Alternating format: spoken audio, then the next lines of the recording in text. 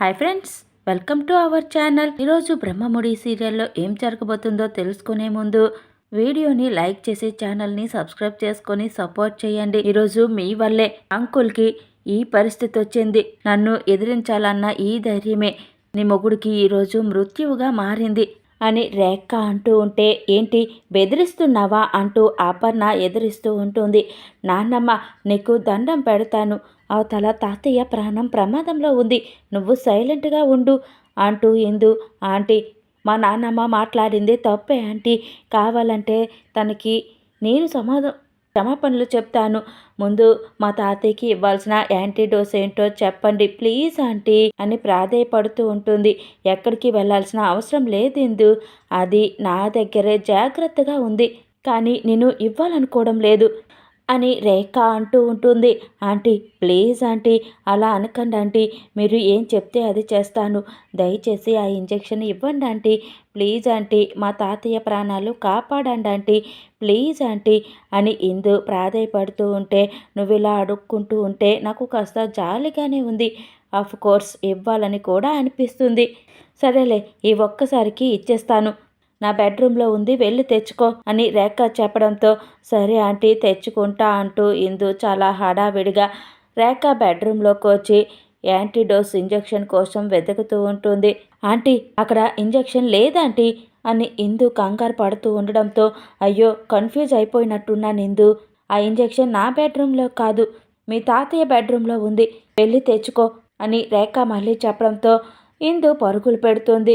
మరోవైపు సుభాష్ ఊపిరాడక ఇబ్బంది పడిపోతూ ఉంటే, తాతయ్య మీరేం కంగారు పడకండి, నేను ఇంజెక్షన్ తీసుకొస్తాను అంటూ ఇందు వెతుకుతూ ఉంటుంది. ఆంటీ తాతయ్య బెడ్రూమ్లో కూడా లేదా ఆంటీ అని ఇందు అంటే, ఇందాక తొందరలో తప్పులు చెప్పాను ఇందు, ఇప్పుడే గుర్తొచ్చింది, ఇంజెక్షన్ భ్రమరాంబ గదిలో ఉంది, వెళ్ళి తెచ్చుకో అని రేఖ చెప్పడంతో ఇందు వెళ్తుంది. అపర్ణ ఇందు పరిస్థితి చూసి ఏం చేయలేక బాధపడుతూ ఉంటుంది. ఆంటీ ఆ గదిలో కూడా లేదాంటీ అంటే ఇందు చాలా ఆయాస పడిపోతూ ఉంటే, వెళ్ళి ఐశ్వర్య గదిలో ఉంది తెచ్చుకో అని రేఖ చెప్తుంది. ఇంకా ఇందు మళ్ళీ పరుగులు పెడుతూ కింద పడబోతూ ఉంటే, ఇందు అంటూ అపర్ణ కంగారు పడుతూ ఉంటుంది. ఏంటి అలిసిపోయావా, అవతల మీ తాతయ్య ప్రాణాలు ఎందుకు లేట్ చేస్తున్నావు, పరిగెత్తు అని రేఖ అంటుంది. ఇంకా ఐశ్వర్య గదిలో కూడా లేకపోవడంతో, ఆంటీ అక్కడ కూడా లేదు, ప్లీజ్ ఆంటీ ఎక్కడుందో కొంచెం చెప్పండి అని ఇందు బ్రతిమలాడుతూ ఉంటుంది. అక్కడ కూడా లేదా, సారీ ఇందు, ఇంజెక్షన్ స్టోర్ రూమ్లో ఉంది అని రేఖ చెప్పడంతో ఇందు వెళ్ళబోతూ ఉంటే, ఇందు ఆగు, ఆ ఇంజెక్షన్ ఇంట్లో ఎక్కడా లేదు, ఈ రేఖ దగ్గరే ఉంది అని అపర్ణ అంటుంది. కరెక్ట్గా గెస్ చేసావంటీ, నా గురించి ఇంత బాగా అర్థం చేసుకున్నావు కదా, మరి నువ్వు ఎప్పుడు ఎవరిని కలుస్తున్నావో నేను తెలుసుకోలేనా, నువ్వు లాయర్ని కలవడం నాకు తెలీదు అనుకుంటున్నావా అంటూ రేఖ డాక్యుమెంట్స్ ఇసరడంతో అపర్ణ ఇందు షాక్ అవుతూ చూస్తూ ఉంటారు.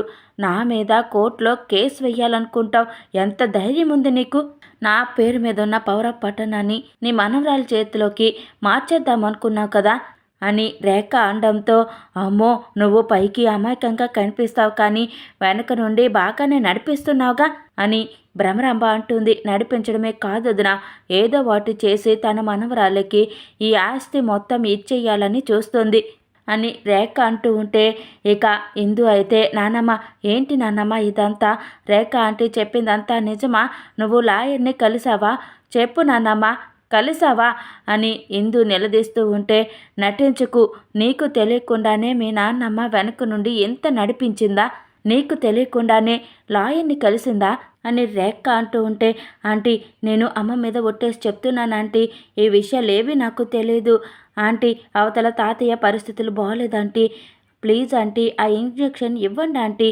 అంటూ ఇందు బ్రతిమలాడుతూ ఉంటే, మీరు వెనక నుండి నాకు ఇంత వెన్నుపోటు పొడుస్తున్నా నేను మిమ్మల్ని క్షమించాలన్నమాట, నువ్వేమో నా మాట కాదని గడప దాటి బయటకు వెళ్ళిపోతావు, మీ నాన్నమ్మేమో అసలు నేనంటే లెక్కే లేనట్టు రేఖ అంటూ నోరు జారుతుంది, నన్నే బెదిరించడానికి ట్రై చేస్తుంది, నాకు నచ్చలేదు, నీ ప్రవర్తన నచ్చలేదు, మీ నాన్నమ్మ అలా నోరు వేసుకొని పడిపోవడం నాకు అస్సలు నచ్చలేదు, వీటన్నింటికి శిక్ష పడాలి కదా అని రేఖ అంటూ ఉంటే, ఆంటీ ఆంటీ అలా అనకండి ఆంటీ, నేను మా నాన్నమ్మ చేసింది తప్పే ఆంటీ, ఇంకెప్పుడు అలా చెయ్యము, కేసు కూడా వాపస్ తీసుకుంటామాంటీ, ఇంకా మా నాన్నమ్మ మీ మాటకి ఎప్పుడు ఎదురు చెప్పదాంటీ, ప్లీజ్ ఆంటీ ఈ ఒక్కసారికి వదిలేసి ఆ ఇంజెక్షన్ ఇవ్వండి ఆంటీ అంటూ ఇందు ప్రాధేయపడుతూ ఉంటే, అని నువ్వు చెప్తున్నావు, మీ తాతయ్య కోసం నువ్వు బాగానే బాధపడుతున్నావు, కానీ మీ నాన్నమ్మ కళ్ళల్లో అదేమీ కనిపించడం లేదే, ఇంకోసారి ఇలా జరగదు అని మాట వరుసకు కూడా చెప్పడం లేదు, అలాంటప్పుడు నేను ఇంజెక్షన్ ఎందుకు ఇవ్వాలి, ఆ ముసలోడిని ఎందుకు కాపాడాలి, వాడి చావు వాడిని చావుని అని రేఖ అంటుంది. నాన్నమ్మ ఏంటి నాన్నమ్మ ఇంకా ఆలోచిస్తున్నా, రేఖ ఆంటీ చెప్పిన దానికి ఒప్పుకో, సరే అని చెప్పు నాన్నమ్మ, నాన్నమ్మ అవతల తాతయ్య ప్రాణం పోతుంది నాన్నమ్మ, చెప్పు నాన్నమ్మ అంటూ ఇందు అపర్ణాన్ని అడుగుతూ ఉంటే, సరే చెప్తాను అంటూ అపర్ణ రేఖ కాళ్ళ దగ్గర కూర్చొని, నేను తప్పు చేశాను, నన్ను క్షమించు, ఇంకెప్పుడు నీ మాటకి ఎదురు చెప్పను, నన్ను క్షమించు అంటూ అపర్ణ ఏడుస్తూ ఉంటే, ఇప్పుడు నీ కళ్ళల్లో నాకు భయం కనిపిస్తుంది, ఆ భయం ఎప్పుడు ఇలాగే ఉండాలి, అది దూరమైన రోజు మళ్ళీ ఇలాగే జరుగుతుంది, కానీ అప్పుడు మాత్రం జాలి చూపించను, భూషణ్ ఆ ఇంజెక్షన్ ఇవ్వు అని రేఖ చెప్పడంతో ఇంకా భూషణ్ ఇంజెక్షన్ ఇస్తాడు. రేఖ నువ్వు డాక్టర్ని పిలిపించేసరికి కంగారు పడిపోయాను రేఖ, కానీ ఇప్పుడు అర్థమైంది అపర్ణలో ఉన్న పొగరు మొత్తం దించడానికి డాక్టర్ని పిలిచావని, భ్రమరాంబ అంటుంది. ఇప్పుడు నేను చెప్పినట్టుగా ఆ అపర్ణ కుక్కిన పెయిన్లా పడి ఉంటుంది, ఆ ఎందు నేను చెప్పిన చోట సంతకం పెడుతుంది అని రేఖ అంటూ ఉంటే, ఎందుకు పెట్టదు, చస్తాడుగా ఆ ముసలోడు అని భ్రమరాంబ రేఖ అంతా కూడా నవ్వుకుంటూ ఉంటారు. భలే చేసావు రేఖ, సూపర్ నువ్వు అని భ్రమరాంబ అంటూ ఉంటుంది. మరోవైపు ఇందు సుభాష్కి ఇంజెక్షన్ ఇస్తుంది. తాతయ్య ఇప్పుడు ఎలా ఉంది తాతయ్య, మీకేం కాదు అని అంటూ ఉంటే, పర్లేదమ్మా ఇప్పుడే కొంచెం ఊపిరాడుతుంది అని సుభాష్ అంటాడు. నన్ను క్షమించండి, నేను బయటికి వెళ్ళడం వల్లనే ఆ రేఖ ఇంత పని చేసింది, నేను మిమ్మల్ని వెళ్లకుండా ఉండాల్సింది అని అపర్ణ బాధపడుతూ ఉంటే, అసలు ఏంటి నాన్నమ్మ ఇదంతా, ఎందుకు చేశావు ఈ పని, తాతయ్యని ఇలా ఒంటరిగా వదిలి వెళ్ళడం తప్పు అని తెలిసిన నీకు నువ్వు చేసిన పని వల్ల ఆ రేఖ ఆంటీకి కోపం వస్తుందని గుర్తించలేకపోయావా, అసలు ఇప్పుడు ఆ లాయర్ని కలవాల్సిన అవసరం నీకేమొచ్చింది అని ఇందు అడుగుతూ ఉంటుంది.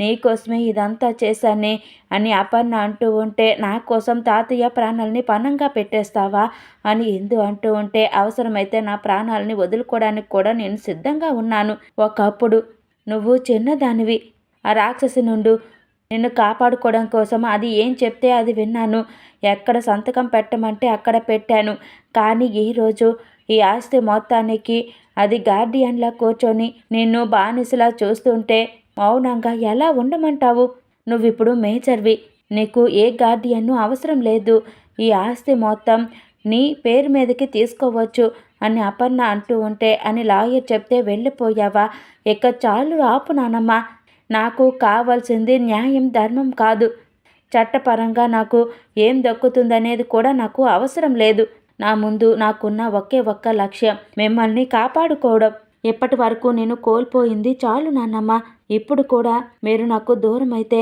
నేను ఏమైపోతానని ఒక్కసారైనా ఆలోచించావా, నా చిన్నప్పుడు జోల పడ్డానికి అమ్మ నా పక్కన ఎందుకు లేదో తెలీదు, వేలు పట్టి నడిపించడానికి నాన్న ఎందుకు రాడో అర్థం కాదు, వాళ్ళు లేకపోయినా అమ్మ నాన్నలుగా మీరిద్దరూ నా ముందుండి నన్ను నడిపించారు, అలాంటిది మీరే లేకపోతే నేను ఒక్కదాన్ని బ్రతికుండి ప్రయోజనం ఏముంది నాన్నమ్మ, మీరిద్దరూ నాకు దూరం అయితే నేను కోల్పోయే ఆనందాన్ని నువ్వంటున్నా ఆ కోట్లు నాకు తిరిగి తెచ్చి ఇవ్వగలదా, ఆ ఆస్తి నా ఒంటరితనాన్ని దూరం చేయగలదా, ఆ రేఖకు కనిపించే ఆస్తి ఈ ఖరీదైన బంగ్లాలోనో బ్యాంకు బ్యాలెన్స్లోనూ ఉండొచ్చేమో, కానీ నాకు మాత్రం మీరు లేని ఈ ఇల్లు జీవం లేని ఒక సమాధితో సమానం అని ఇందు అంటుంది. ఇందు అలా అనకు, మీ అమ్మ నాన్నల కళ్ళ కన్నా కలల్ని నువ్వే నెరవేర్చాలి, వాళ్ళ ఆశయాల్ని నువ్వే చూసుకోవాలి అని అపర్ణ అంటే, అలా చెయ్యాలంటే నేను చెప్పినట్టు నువ్వు చెయ్యాలి, ఇక నుంచి ఆ రేఖ చెప్పిన మాటకు నువ్వు ఎదిరించడానికి వీల్లేదు, ఆ రేఖ నన్ను ఎంత తిట్టినా ఎంత అవమానించినా సరే నువ్వు మాత్రం మాట్లాడడానికి వీల్లేదు అని ఎందు అంటుంది. అది మాత్రం నా వల్ల కాదు ఎందు. నిన్ను అది అవమానిస్తుంటే చూస్తూ ఎలా భరించి ఉండగలమంటావు అని అపర్ణ అంటే, నాన్నమ్మ నన్ను చంపేస్తానని బెదిరించినా సరే నాకు పోరాడే శక్తి తెలివితేటలు ఉండాలని మూడో కంటికి తెలియకుండానే నువ్వు చదువు నేర్పించావు. నాలో ధైర్యాన్ని నింపావు. అది చాలదా నాకు? ఈ యుద్ధం నాది, పోరాడాల్సింది నేను. ఏం జరిగినా సరే నేను చూసుకుంటాను అని ఎందు అంటుంది. ఆ రేఖ తను అనుకున్నది సాధించడం కోసం చంపడానికి కూడా వెనకాడదని ఇప్పుడే చూసావు కదా అని అపర్ణ అంటే, చంపడానికి మాత్రమే సిద్ధమైంది కానీ చంపలేదు. ఎందుకంటే ఈ ఆస్తి తనకి సొంతం అవ్వాలి. అప్పటి వరకు ఆ రేఖ నన్ను ఏం చేయలేదు అని ఎందు అంటుంది. ఇంకా తర్వాత ఎందు స్వాతితో వీళ్ళ కంపెనీలో రేపు ఇంటర్వ్యూ ఉందంట, చూడు ఒకసారి అని అంటే, ఇప్పుడు ఆ జాబ్ అంత ముఖ్యమా అని స్వాతి అంటుంది. నన్ను నమ్ముకున్న తాతయ్య నాన్నమ్మ వాళ్ళకి ఏ కష్టం రాకుండా చూసుకోవాలి అంటే నేను సంపాదించాలి. నేను జాబ్ చేయక తప్పదు అని ఇందు అంటుంది. మరోవైపు రాజు నిద్రపోతూ ఉంటే కల్లో వ్యాన్ కాలిపోవడం, బాంబ్ బ్లాస్ట్ అవ్వడం కనిపిస్తుంది. ఇంకా ఉలిక్కిపడి లేచి కంగారు పడిపోతూ ఉంటే, అలా కంగారు పడుతున్నావెందుకు నాన్న, వచ్చింది కలే కదా అని లక్ష్మి అంటుంది. ఆ వ్యాన్ కాలిపోయినట్టు, అందులో నేను చిక్కుకుపోయినట్టు కల వచ్చింది అని రాజ్ అంటూ ఉంటే, వాడికి ఆ పేడ కళ మళ్ళీ మళ్ళీ ఎందుకలా వచ్చింది అనుకుంటున్నారు? వాడి తరపు వాళ్ళు ఎవరైనా దగ్గర అవుతున్నారు అనుకుంటున్నారా అని లక్ష్మి వాళ్ళ ఆయనతో అంటూ ఉంటుంది. Please subscribe my channel. Thank you for watching.